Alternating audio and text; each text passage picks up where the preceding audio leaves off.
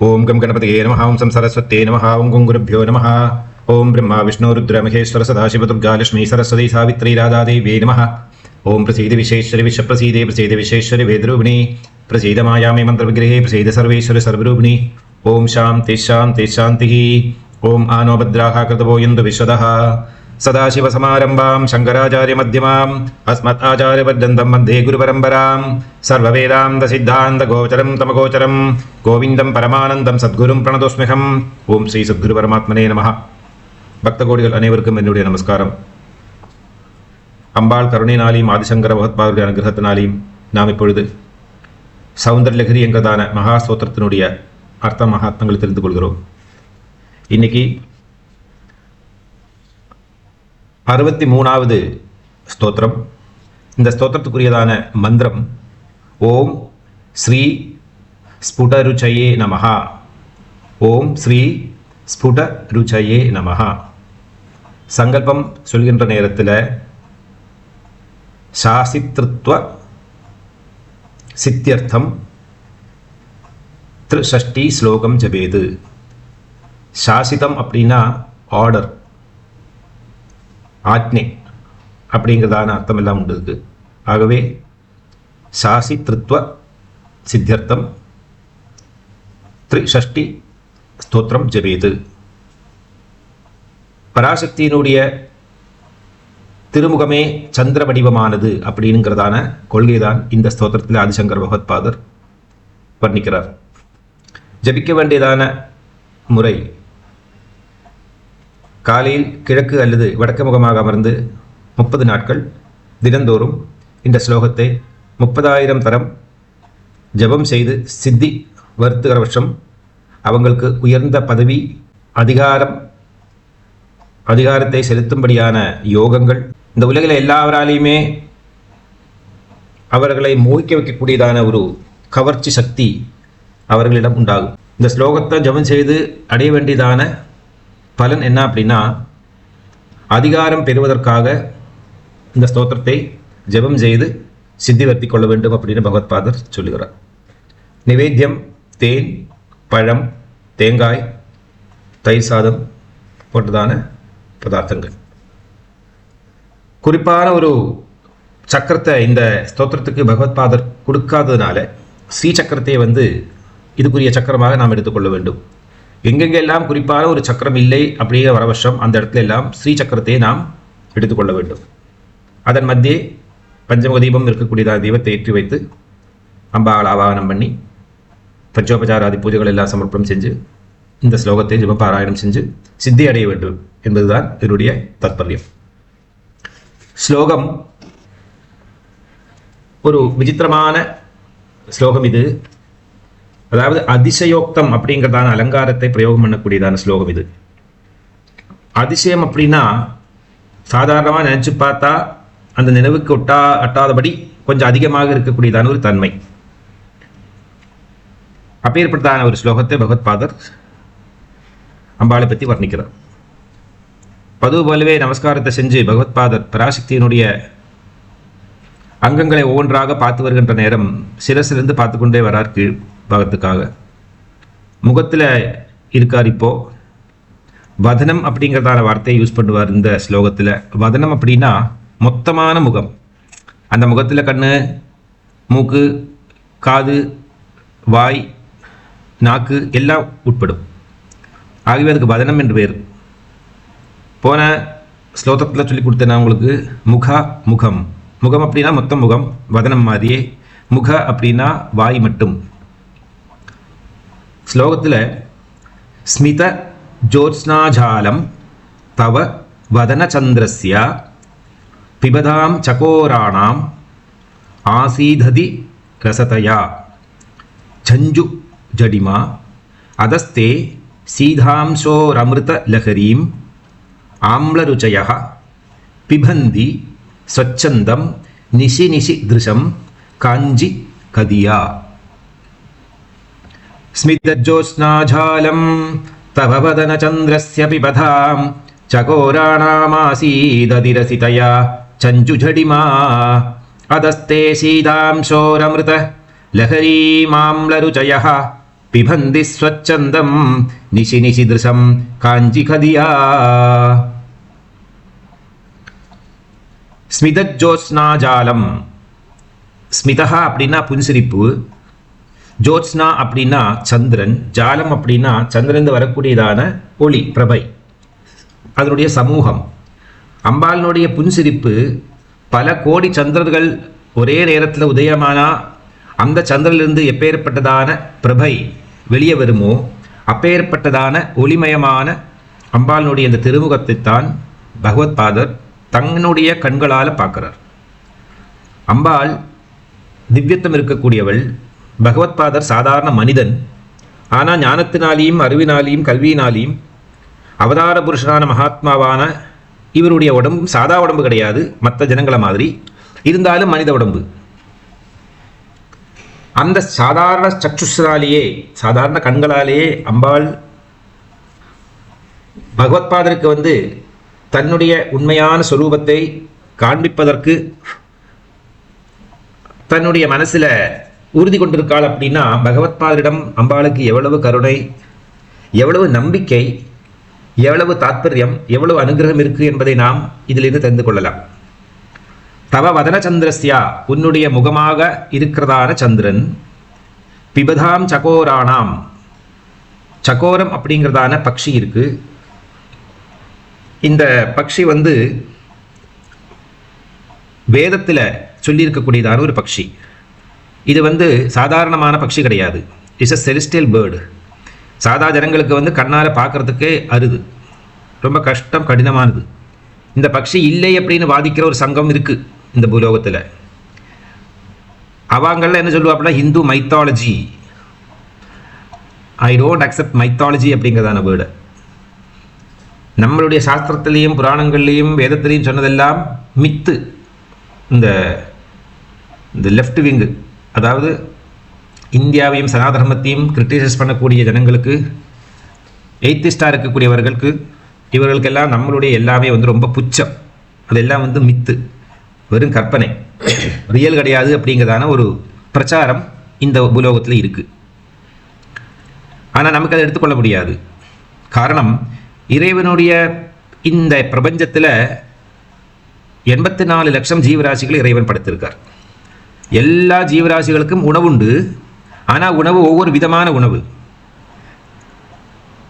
ஒருவருக்கு 6 ரசத்தை அனுபவிக்கக்கூடியதான சக்தி அவங்களுடைய நாக்கில் இருக்கும். சில பேருக்கு 9 ரசத்தையும் அனுபவிக்கக்கூடியதான திறமை அவங்க நாக்கில் இருக்கும். சில பேருக்கு 2 ரசம் தான், சில பேருக்கு 1 ரசம் தான். ஒவ்வொருத்தருக்கும் ஒவ்வொரு ரசம். ஆனால் எல்லாரும் எதனால் சாப்பிட்றா அப்படின்னா, சாப்பிட்ற நேரத்தில் ஏதோ ஒரு ருச்சி கிடைக்கிறது அவங்களுக்கு. இப்போ ஒரு புலியில் சிங்கம் பிராணிகளை கடித்து சூடாகவே அந்த ரத்தத்தை குடித்து சாப்பிட்றது, அதுக்கு அதில் ஒரு ரசம். அது நம்மளால முடியாது. இந்த மாதிரி பட்சிகள் அப்படியே கல்பில் பண்ணிவிடும். இந்த தவளை மண்டூகம் இருக்கே, நாக்கு நீட்டின்னு இருக்கும், கபக்க எடுத்துன்னு உள்ளே போய்ட்டும். பலவிதமான பட்சிகளும் அதே மாதிரி பண்ணும். இப்படி ஒவ்வொருத்தருக்கும் ஒவ்வொரு உணவு, அவங்களுடைய டேஸ்ட்டு என்னவா இருக்குது அப்படின்னு அவங்களுக்கு மட்டும்தான் தெரியும். கொஞ்சம் சயின்டிஃபிக் ஃபீல்டில் இருக்கிறவங்களுக்கு தெரியும், கொஞ்சம் ஆயுர்வேதம் படித்தவங்களுக்கும் தெரியும் எந்த இதுக்கு, எந்த பிராணிக்கு எந்த ஆகாரம் என்ன ருச்சி கொடுக்கறது அப்படின்னு. ஆகவே அம்பாளுடைய இந்த பிரபஞ்சத்தில் பலவிதமான விசித்திரமான சிருஷ்டிகள் இருக்குது. அந்த சிருஷ்டியில் ஒன்று தான் இந்த சகோர பட்சி. சகோர பட்சிகளினுடைய உணவு என்ன அப்படின்னு பார்த்தோமானா, சந்திர பிரபை தான் அதுக்கு உணவு. சந்திரன்லேருந்து வரக்கூடியதான அதனுடைய அந்த கிரணங்கள், அந்த பிரபாஜாலம், அதுதான் அதுக்கு சாப்பாடு. இது நம்பக்கூடியதான ஒரு விஷயமா? கண்டிப்பாக நம்பலாம். சில யோகிகள்லாம் உணவே அருந்த மாட்டார்கள், வாயுவை மட்டும் பட்சணம் பண்ணி சாப்பிட்டு அவங்க திடகாத்திரமாக இருக்கார்கள். இன்றைக்கி மெடிக்கல் டெஸ்ட்டில் தலைகீழாக புரியாமல் நிறைய யோகிகள் இந்தியாவுக்குள்ளே இருக்கா, பாரதத்திலே பலவிதமான டெஸ்ட் பண்ணி பார்க்குறா, எப்படி சாப்பிடாம உயிர் வாழ முடியுது உங்களால் அப்படின்னு. அவங்களுக்கு வாயு தான் பக்ஷணம், சில பேருக்கு அக்னி தான் பக்ஷணம். பஞ்சபூதங்களும் சேர்ந்து தான் நாம் சாப்பிடுகின்றதான உணவுகள். சில பேருக்கு ஒரு பூதம் மட்டும் போரும், அதனாலே சாப்பிட்டு வாழ்வார்கள் இல்லையா? மீன் எப்பாவதும் வெஜிடேரியன் ஃபுட்டு சாப்பிட்டு பார்த்துருப்போமா? மீன் எப்போவுமே நான் வெஜிடேரியன் மட்டும்தான் சாப்பிடும் அல்லவா? ஆடு எப்பாவதும் நான் வெஜிடேரியன் சாப்பிட பார்த்துருக்கோமா? இல்லை, அது எப்பவுமே பச்சைக்கறிகள், சஸ்தியாதிலாதிகள், வெஜிடேரியன்ஸ் மட்டும்தான் சாப்பிடும். ஏன் சாப்பிட்டா என்ன? சாப்பிடாது, அவ்வளோதான். அதுதான் நியமம். அது அப்படி தான் படைச்சிருக்காது. அது அதுக்குன்னு அந்த விதமான மார்க்கத்தை படைச்ச ஒரு பேட்ச் அது. அப்போ அப்படி பலவிதமான ஜீவராசிகளை இந்த உலகத்தில் இறைவன் படைச்சிருக்கார். அது ஒவ்வொருத்தருக்கும் ஒவ்வொரு பிராணியை வந்து நீ ஆகாரமாக எடுத்துக்கொள் அப்படி சொல்லியிருக்கார். சகோர பட்சிகள் வந்து தெய்வ பட்சிகள். ஆகவே அவர்களுக்கு இருக்கக்கூடியதான ஒரு விசேஷம் என்ன அப்படின்னா, சந்திரன்லேருந்து வரக்கூடியதான பிரபை சந்திராமிர்தம் அப்படின்னு பேர். சந்திரன்லேருந்து வரக்கூடியதான பிரபை அமிர்தத்துக்கு துல்லியமானது. ஆகவே அதை சாப்பிட்டு வாழ்கின்றதான ஒரு வாழ்க்கை அதுகளுக்கு இருக்கு. நிச்சயமாக நம்பித்தே ஆகணும். ஏன் நம்ப முடியாது, சொல்லவே முடியாது. இதை ஆர்கியூ பண்ண வேண்டிய அவசியம் கிடையாது. ஒவ்வொருத்தருக்கும் ஒவ்வொரு ஃபுட்டு. இப்போ எறும்புக்கு வந்து 5 கிலோ அரிசி வாங்கி கொடுத்து அதுக்கு வடை பாயசம் வச்சு கொடுக்கணுமா என்ன? அதுக்கு ஒரு சின்ன ஒரு பருக்க ரைஸ் கிடச்சாலே அதுக்கு 3 வருஷத்தோடு சாப்பாடாச்சு அது இல்லையா? அதே மாதிரி ஆகவே பகவத்பாதங்க எதை எப்படி கம்பேர் பண்ணி பார்க்குறாரு அப்படின்னா, சகோர பட்சிகள் எடுக்கிறார் அவர். நம்ம வேதத்திலையும் புராண கலதங்கள்லையும் லவ் அஃபேர்ஸ்லையும் மனசுக்கு இன்பமாகவும் இனிப்பாகவும் இருக்கக்கூடியதான ஒரு பட்சியை கம்பேர் பண்ணுறோமானா அது சகோர பட்சியைத்தான் கம்பேர் பண்ணி வர்ணிக்க முடியும். இங்கே அம்பாளினுடைய சிருஷ்டியில் சகோர பட்சியும் ஒரு இனம். அதுக்கு வந்து ஆகாரம் என்ன அப்படின்னா சந்திரன்லேருந்து வரக்கூடியதான பிரபை. அதுக்கு வந்து அந்த சீதள ரசம் அப்படின்னு பேர் இருக்கு. பிபதாம் சகோரானாம், பிபதாம் அப்படின்னா குடிக்கிறது, அதை பானம் செய்கிறது. சகோரானாம் சகோர பட்சிகள் குடிக்கிறது. எதை குடிக்கிறது அப்படின்னா ஆசீததி ரசிதயாக, அவங்க வந்து இந்த சந்திரன்லேருந்து வரக்கூடியதான பிரபையை சாதாரணமாக உண்டு வாழ்கின்றதான சுபாவம் அவங்களுக்கு இருக்கு. ஆனால் இங்கே என்ன ஆகுது அப்படின்னா, அம்பாளினுடைய திருவதனத்திலேருந்து வரக்கூடியதான அந்த பிரபாஜாலம் அந்த சமூகத்திலேருந்து வரக்கூடியதான அமிர்தத்தை சாப்பிட்டு விட்டுகிறது. ஒரு தடவை அம்பாளினுடைய திருமுகத்திலேருந்து சந்திரனுடைய கிரணம் போல வரதான அந்த அமிர்த கிரணங்களை வந்து பானம் செய்த சகோர பட்சிகளுக்கு வந்து நாக்கு மரத்து போய் விடுகிறது. அவர்களுக்கு வந்து அந்த அழகு இருக்கு பாருங்க, அந்த கொக்கு, அதுதான் அது வழியாகத்தான் எல்லாமே எடுத்து சாப்பிட்ற வழக்கம். எல்லா பட்சி இனங்களும் அப்படி தான் சாப்பிடும். ஆகவே சஞ்சுஜடிமா, அந்த நாக்குக்கு உணர்ச்சி அற்றுப்போனதான் நிலை ஏற்படுகிறது. காரணம் என்னன்னா, அதஸ்தே இந்த சகோர பட்சிகளுக்கு இதனால வந்ததான ஆபத்து எப்படி வந்தது அப்படின்னா, சீதாம்சோராமிருதலஹரீம். சீதாம்சன் அப்படின்னா சந்திரன், சீதளன் அப்படின்னாலே சந்திரன். சந்திரன்லேருந்து வரக்கூடியதான அந்த ஒளி அமிர்தத்துக்கு சமமானது. அந்த அமிர்தத்தை அவர்கள் பானம் செய்து வாழுகிறதான வழக்கம்தான் அவங்களுடைய சாதாரணமான உணவு. ஆனால் இந்த சகோர பட்சிகள் வந்து அம்பாளினுடைய திருமுகத்திலேருந்து வந்ததான சந்திரபிரபையிலேருந்து அந்த அமிர்தத்தை சேவிச்சதுமே என்ன ஆயிடுது அப்படின்னா அதிகட்டி மதுரம் அப்படின்னு பேர் இருக்கு. அது தாங்கிக்க முடியாத அளவுக்கு ஆசீத தரிசிதையா, அதிகமான மதுரம். ரொம்ப அதிகமான மதுரத்தை நாம் சாப்பிட்டோமான திகட்டி விடும். ஒரு கைண்ட் ஆஃப் புளிப்பு அதுலேருந்தே ஏற்பட ஆரம்பிச்சிடும். இந்த நாக்கு தரிச்சு போயிடும். அதை உள்ள இறக்கணுமா வெளியே துப்பணுமா தெரியாமல் முடிச்சிடுவோம் நம்ம அப்படியே. அப்படி ரொம்ப அதிகமான இனிப்பை நாம் சாப்பிட்டு விட்டோமானால் அதுக்கு பிரதிவிதியாக சாப்பிட வேண்டியது புளிப்பு. நாக்கு உடனடியாகவே புளிப்பை தேடி நடக்கும். நமக்கெல்லாம் வந்து ஜெனரலாக மனித இனத்துக்கு நாம் ரொம்ப தேவைக்கு மேலேயான கடினமாக இருக்கக்கூடியதான மதுரத்தை, கடுமதுரத்தை நாம் சாப்பிட்டோமானா உடனடியாகவே நமக்கு ஒரு புளிப்பு ரசம் ஏற்படும் நம்ம நாக்குக்குள்ளேயே. பை டிஃபால்ட் நம்மளுடைய நாக்கிலிருந்தே அந்த ரசம் உற்பத்தி ஆகிவிடும். அதனால ரொம்ப அதிகமான மதுரத்தை நாம் சாப்பிடுற நேரத்தில் நாக்கு புளிக்கிற மாதிரி ஆகிறது. இது சலைவா, இது நம்ம நாக்கே உற்பத்தி பண்ணிக்கிறது. அது இல்லைன்னா அதை தாங்கிக்க முடியாது. நாக்கு மரவித்து போயிடும், பல்லு மரவிச்சு போயிடும். நிறைய பேருக்கு பல் கூச்சல் ஏற்படும். ரொம்ப ஸ்ட்ராங்கான இனிப்பு பொருளை சாப்பிடுகின்ற நேரத்தில். இது யாதார்த்தம் தானே, இதில் ஒன்றும் பொய் கிடையாது. அதுபோல இந்த சகோர பட்சிகள் அம்பாளினுடைய திருவதனத்திலேருந்து வந்ததான அந்த சந்திரபிரபையை, அமிர்த ரசத்தை பானம் செஞ்சதும் உடனடியாகவே அவர்களுடைய நாக்கு, அந்த கொக்கு எல்லாமே வந்து மரவித்து போய்விட்டது. அந்த மரவித்து போன நிலையிலிருந்து அவங்க தப்பிச்சு வெளியே வரணுமே. அதுக்கு அவங்க என்ன பிரதிவிதியாக மருந்தாக உபயோகப்படுத்தி கொண்டார்கள் என்றால், அவர்களுடைய சாதாரணமான உணவு இருக்கே, இந்த வெளியே காணக்கூடியதான சந்திரன்லேருந்து வரக்கூடியதான பிரபை, அந்த ஸ்தூல சந்திரன், அம்பாளுடைய திருவனத்தில் வந்து சூக்ஷ்ம சந்திரன். அப்போ அந்த ஸ்தூலத்தை விட பவர் சூக்ஷ்மத்துக்கு எல்லாருக்கும் தெரியும் அந்த விஷயம். இதில் அந்த சாதாரணமாக வெளியே காணக்கூடியதான ஆகாயத்தில் இருக்கக்கூடியதான சந்திரன்லேருந்துடைய பிரபையை அவங்க சாப்பிட்றா. எதுக்கு அப்படின்னா ஆம்ல ருச்சிக்கு, ஆம்லம் அப்படின்னா புளிப்பு, புளிரசத்துக்காக அவங்க வந்து ஆகாயத்தில் இருக்கக்கூடியதான சந்திரனுடைய பிரபையை சாப்பிடுகிறார்கள். அப்படி அவங்களுடைய பிபந்தி அதை பானம் செஞ்சு ஸ்வச்சந்தகா எதேஷ்டம் அவங்க சௌகரியத்துக்கு மேக்சிமம் முடிஞ்ச அளவுக்கு நிசி ஒவ்வொரு இரவுகளிலையும் திருஷம் ரொம்ப விரும்பி காஞ்சி கதியாக, கஞ்சி புளிப்பு கஞ்சி, அந்த புளிப்பு கஞ்சி ஆகிவிட்டது. அதாவது அம்பாளுடைய திருமுகத்திலிருந்து வரக்கூடியதான சந்திரப்பிரபை என்கிறதான அமிர்தத்தை உண்ட பிறகு அவங்களுடைய நாக்கு கொக்கெல்லாம் மரவிச்சு போய்விட்டது. அதன் பிறகு அவங்களுடைய இயற்கையாகவே இருக்கிறதான உணவை, அதாவது சந்திரனிலிருந்து ஆகாயத்திற்குரியதான பிராகிருத சந்திரனிலிருந்து வரக்கூடியதான பிரபையை உண்ணுகின்ற நேரத்தில் அவங்களுக்கு புளிப்பிரசம் ஏற்பட்டதாம். அது புளிச்சு போன கஞ்சியாய் அவங்களுக்கு அனுபவப்பட்டது அப்படின்னு பகவத் பாதர் சொல்லுகிறார். இங்க பகவத் பாதர் பக்ஷி கிடையாது, அவர் மனிதன். ஆனால் பக்ஷிக்கு இந்த உணவை அருந்துவதனால என்ன ரசம் டேஸ்ட் கிடைக்கிறது அப்படின்னு இவருக்கு மனிதனாக இருக்கிறதா இவருக்கு எப்படி தெரிஞ்சது? ஓகே, ஏதாவது புராண கதைகளில் படிச்சிருக்கலாம், வேற எங்கேயும் யாராவது வர்ணிச்சிருக்கலாம், அது கிடையாது. இங்கே பகவத் பாதர் தன்னை ஒரு சாதகனாக பாவித்துக் கொள்கிறார். அம்பாளினுடைய ஒரு புத்திரனாக பாவனை பண்ணுறார். ஒரு உத்தமமான தேவி உபாசிகனாக பாவனை பண்ணி அவர் ஜீவாத்மா வடிவத்தில் இருக்கிறதா அந்த மகத்தத்துவம் ஒரு மனிதனுடைய உடம்புல உட்கார்ந்து ஒரு சாதகனாக, அவர் தான் எல்லா மதங்களையும் வென்றவராச்சே, அவர் தேவி உபாசனையில் அனுபவிக்கக்கூடியதான ஒரு ரசத்தை தான் இங்கே எடுத்து சொல்லுகிறார்.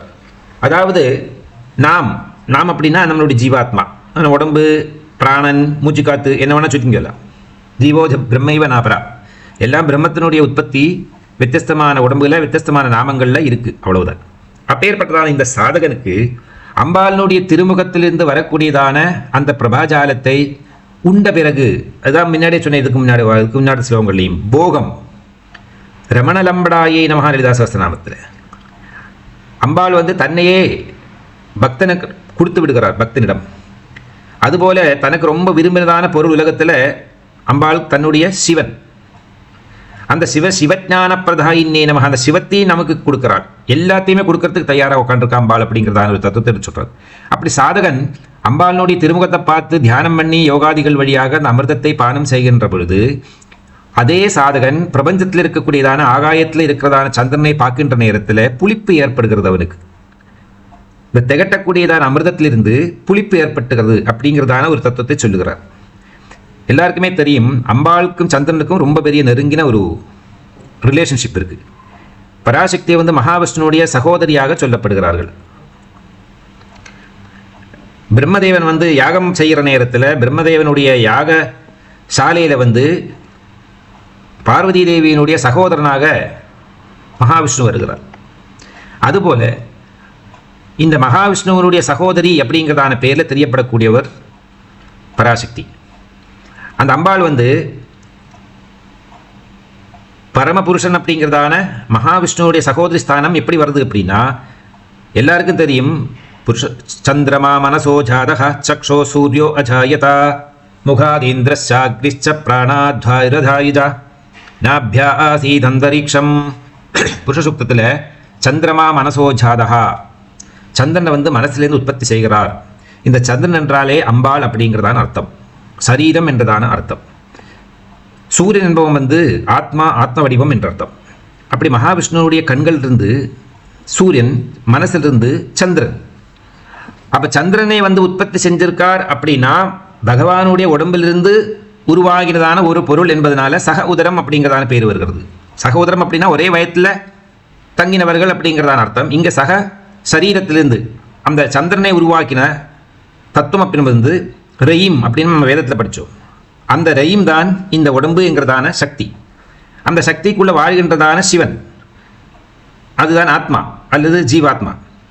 அப்படி அந்த சந்திரனுக்கும் மகாவிஷ்ணுவுக்கும் இருக்கிற பந்தம் மாதிரியே அந்த சந்திரனுக்கும் அம்பாளுக்கும் நெருங்கின ரிலேஷன்ஷிப் இருக்குது.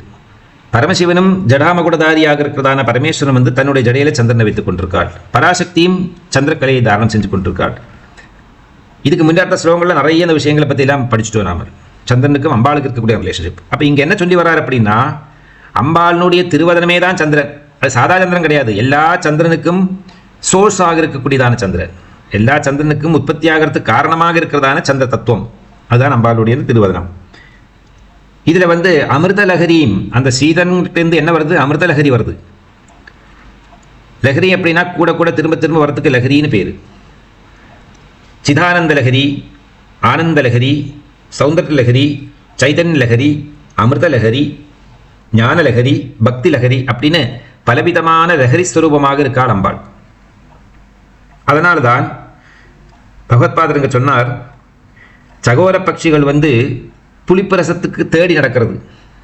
தேடி தேடி அவங்களுக்கு சாதாரணமான சந்திரனுடைய உணவை, சந்திரனுடைய பிரபைங்கிறதான தத்துவத்தை அவர்கள் அருந்துகின்ற நேரத்தில் அது புலிப்பிரசம் ஏற்பட்டு அவங்களுடைய நாக்கில் இருக்கிறதான தரிப்பு போய்விட்டது.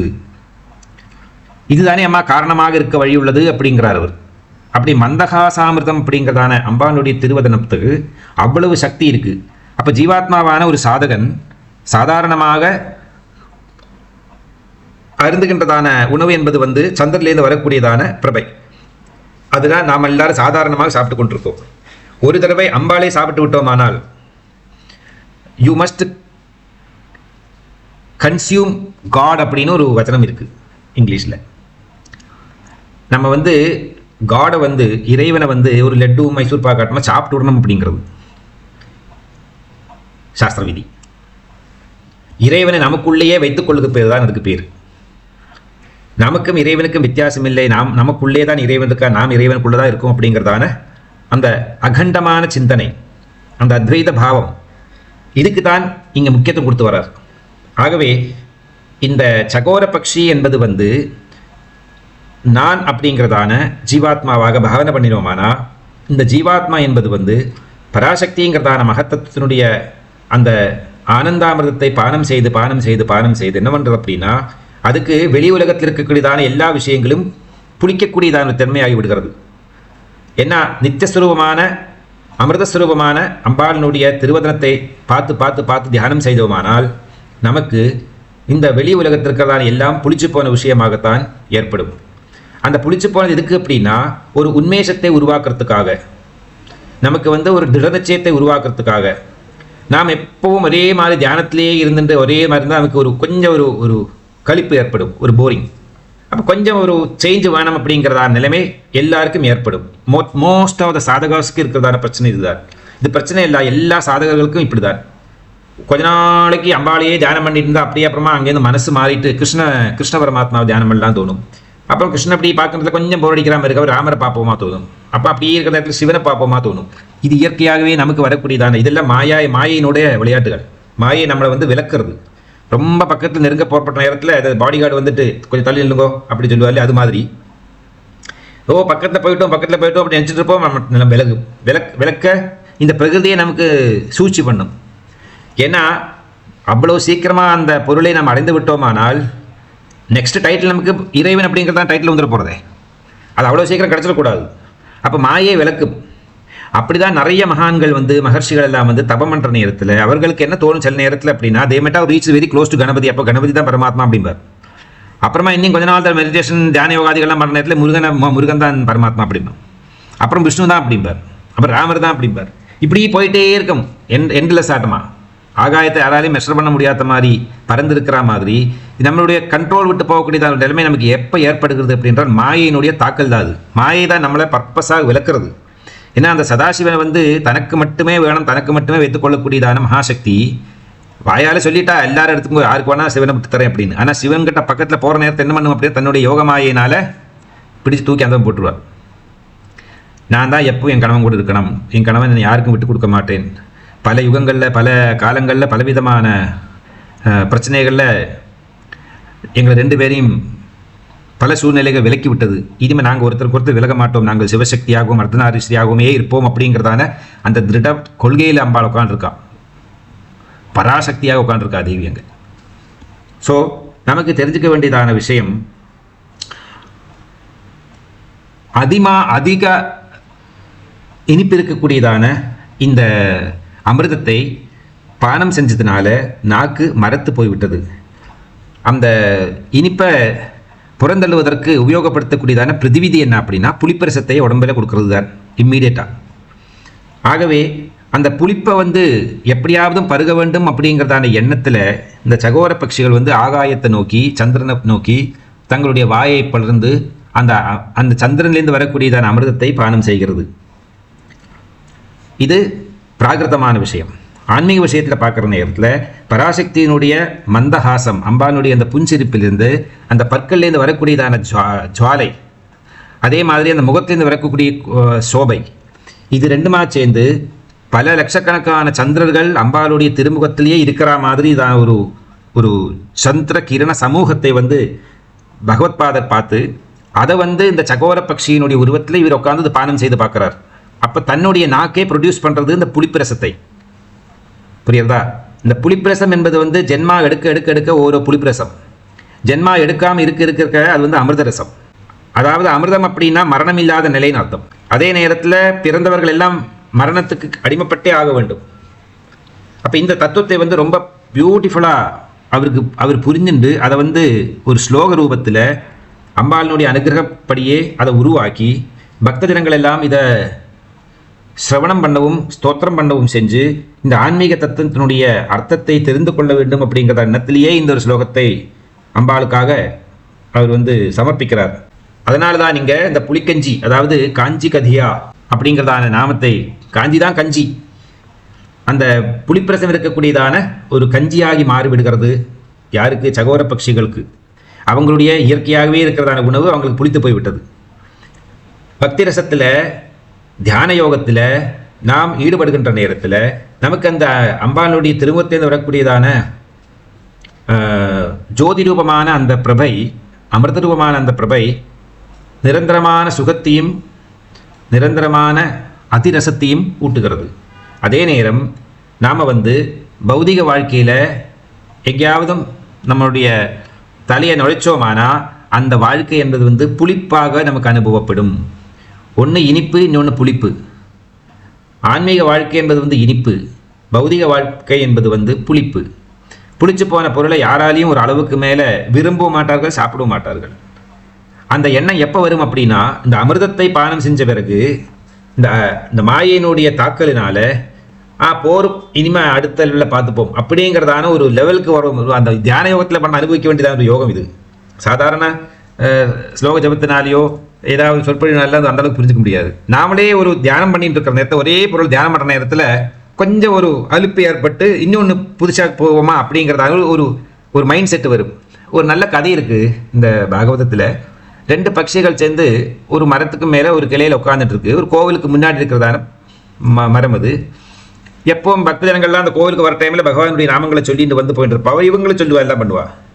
அதுக்கு கஷ்டகாலம் ஒரு நாளைக்கு என்ன பண்ணுது அப்படின்னா, சரி என்னதான் இது கேட்டு போகும்போது எப்போ பாரு ஜனங்கள் பக்தி சாத்தியாக உட்காந்துருக்கா, எல்லாரும் ஜெபம் பண்ணி உட்காந்துருக்கா, நம்ம கொஞ்சம் ஏதாவது சினிமா பார்த்துருவோமே புதுசாக ஷாப்பிங் மாலில் போயிட்டு அப்படி ஏதோ ஒரு என்ன பண்ணுன்னா, இந்த ஆணு பெண்ணு 2 சேர்ந்துருக்கிறதான பட்சி ஒன்று சொல்லும், அந்த பொண்ணு சொல்லும், போகாதே, நமக்கு இதுதான் சாஸ்திரம், நமக்கு இதுதான் பெஸ்ட்டு, நம்ம அங்கே போகக்கூடாது, வெளியில் எங்கேயும் போக வேண்டிய அவசியம் இல்லை, இதுலேயே நம்ம என்ஜாய் பண்ணிக்கலாம், இப்படியே சௌக்கியமாக இருப்போம் அப்படின்னு. ஆண் பட்டு சொல்லிட்டு நான் வெளியில் போய் ஏதோ கொஞ்சம் ஒரு ஸ்பெஷல் தான் பார்த்து தர போகிறேன் அப்படி போச்சு.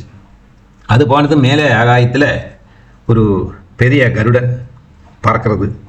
இந்த சின்ன பட்சியை பொத்தின்னு போயிடும். அது கீழே சஞ்சாரம் பண்ணி பார்ப்போம்னா கீழே பாம்பு. அப்புறம் வேகமாக ஓடி தன் மரத்தில் உட்காந்துருக்கும், பகவானே என்னை காப்பாற்று, நான் தெரியாதனமாக போயிட்டேன் அப்படின்னு. அவன் நம்மளுடைய ஜீவாத்மா இந்த சரீரத்தில் உட்காந்துட்டு இந்த மாயைங்கிறதான தத்துவத்தில் அகப்பட்டு கொஞ்ச நாளைக்கு ஒரு பஜனம் பண்ணிட்டு இருப்போம், ஒரு தியான யோகாதிகள் பண்ணிருப்போம், சட்டுன்னு வேற எங்கேயாவது ஒரு மைண்டு போயிடும். இது சரியில்லை, இந்த பகவானை நம்மளுக்கு யூஸ் கிடையாது போட்டுருக்கு, இன்னொரு தேவத்துக்கிட்ட போவோமா அப்படிங்கிறதான ஒரு சுபாவம் பெருமத்தில். அதுபோல இந்த சகோர பட்சிகள் நிரந்தரமாகவே சாப்பிட்டு கொண்டிருக்கக்கூடியதான சந்திர பிரவையிலிருந்து வரதான அமிர்தத்தை சாப்பிட்றது. அந்த சகோர பட்சிகளுக்கு அம்பாளுடைய அனுகிரகம் பெற்ற சகோர பட்சிகள் என்ன பண்ணுறது அப்படின்னா, அம்பாளுடைய திருவதனத்திலிருந்து வரக்கூடியதான பிரபாஜாலத்தை உண்டு அது அதீத ரசமாக, ரசத்துக்கு மேலே இருக்கிறதா ரசத்துக்கு அதீத ரசம், அந்த அதீத ரசம் பானம் செஞ்ச காரணத்தினால அவர்களுடைய நாக்கு கொக்கு எல்லாமே மரவிச்சு போகிறது. மரவிச்சு போகிறது அப்படின்னு அர்த்தம், இனிமேல் உணவு சாப்பிட முடியாத ஒரு நிலை, உணவு தேவையில்லைங்கிறதான ஒரு நிலை, அதுதான் அமிர்த நிலை. அமிர்த நிலை அடைந்தவர்களுக்கு திரும்ப திரும்ப பிறக்க வேண்டாம், மரிக்க வேண்டாம், வாழ வேண்டாம். இந்த நிலையை அடைவது தான் ரொம்ப சிறப்பான நிலை. அதை விட்டுட்டு இயற்கையாகவே என்னோட birth right, it is my right to leave, it's my right to abuse, it's my right to enjoy அப்படின்னு நாம் பிடிவாதம் பிடிச்சிட்டு போகிறோம். ஆனால் இதெல்லாம் நம்மளோட ரைட்ஸ் தான், இயற்கையாகவே நமக்கு கொடுத்துருக்கக்கூடியதான அந்த போக பொருள்கள் தான். இதெல்லாம் நமக்கு அனுபவிக்கிறது தான் இறைவன் படைச்சிருக்கார். பட் என்ன சொல்லிட்டு வர்றார் அப்படின்னா, ஒரு தடவை நீ அம்பாள் தியானம் பண்ணி அம்பாளுடைய திருமுகத்திலிருந்து வரக்கூடியதான அமிர்தத்தை பானம் செஞ்ச பிறகு உனக்கு வெளி உலகத்தில் இருக்கக்கூடியதான எல்லா பொருள்களும், அது எப்பேற்பட்டதான போக பொருட்களான பரவாயில்ல, எல்லாம் புளிச்சு போன மாதிரி தான் அனுபவம் ஆகும். இதுதான் சத்தியம் அப்படிங்கிறதான தத்துவத்தை பகவத் பாதர் ரொம்ப சூக்ஷ்மமாகவும் அதே நேரத்தில் ரொம்ப அலங்கார ரூபமாகவும் அதை அமைச்சு கொடுத்துருக்கார். பரமேஸ்வரிக்கு பரம திருப்தி அடைந்து அனுகிரகத்தை செய்கிறார். ஆகவே பக்தர்களாக நாம் எல்லோரும் இந்த மாதிரி ஸ்தோத்திரங்களுடைய ஜபம் அதனுடைய அர்த்தமாகத்தை புரிந்து கொண்டு தெரிந்து கொண்டு ஜபம் பண்ணுவோமானா அது நமக்கு உள்ள தட்டும், அது நமக்கு எல்லாம் யூஸ்ஃபுல்லாக இருக்கும். ஸ்மிதோ ஜோத்ஸ்னாஜாலம் தவ வதன சந்திரஸ்ய பிபதாம் சகோராணாமாசீததிதரசிதயா சஞ்சுஜடிமா அதஸ்தே சீதாம்சோரமிருத லஹரீமாம்லருச்சயா பிபந்தி ஸ்வச்சந்தம் நிசி நிசிதுசம் காஞ்சி கதியா. சர்வம் ஜெகதம்பார்ப்பணமத்து. ஹரி ஓம்.